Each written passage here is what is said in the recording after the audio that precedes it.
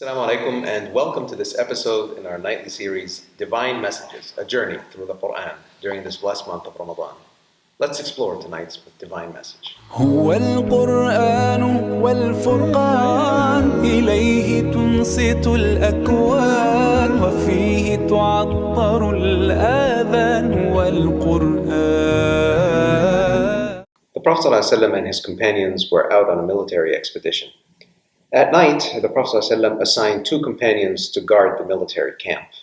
So the two companions decided to take turns guarding. The companion who was standing guard noticed that there was no activity going on, so he decided to stand in prayer. And as he was standing in prayer, someone from the enemy's side noticed that there was only one guard standing, and he thought that this was an opportune time for him to attack. So he took out an arrow and he struck the companion in his arm. Now the companion was standing in night prayer. He took out the arrow, threw it aside, and continued praying.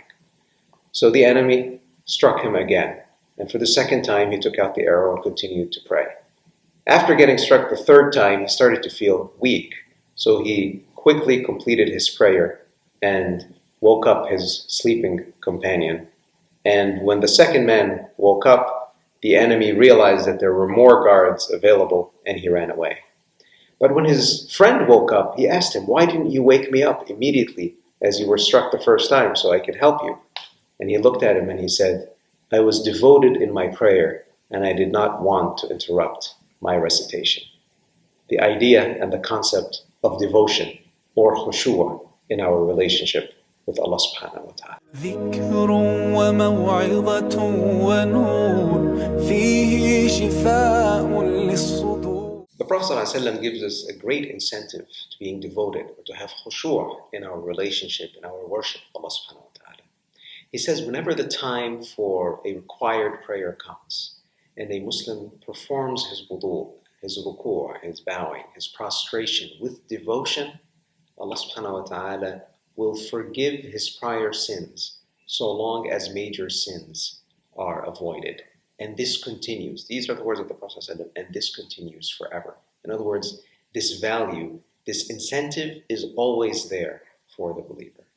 The Prophet ﷺ also warned that the first thing, the first act of worship to be taken away, to be lifted from his ummah, from his nation, is the act of worship of khushu', of devotion. And he said it will be in a state where it will be very difficult. Perhaps you will find no one who engages in this ibadah, in this act of worship.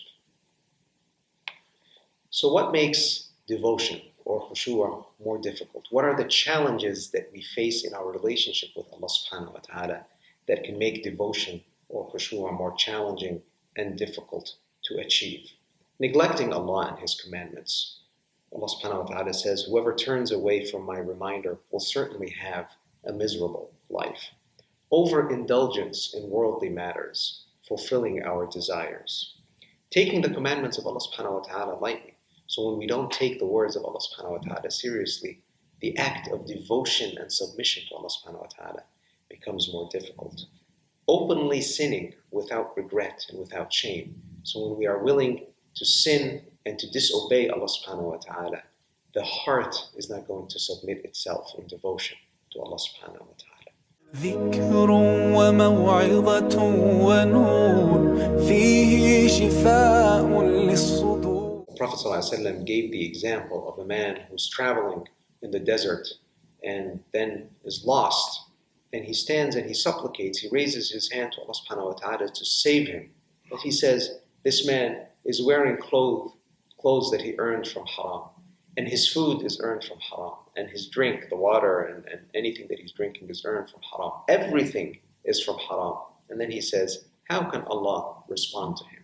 How can he expect that Allah is going to respond to his prayer if everything that he lives with and everything that he engages in is from an unlawful source? And then overindulging our desires, living just to fulfill our desires. These and many other sources of things that can be impedances to our ability to have devotion and khushu' in our relationship with Allah subhanahu wa ta'ala.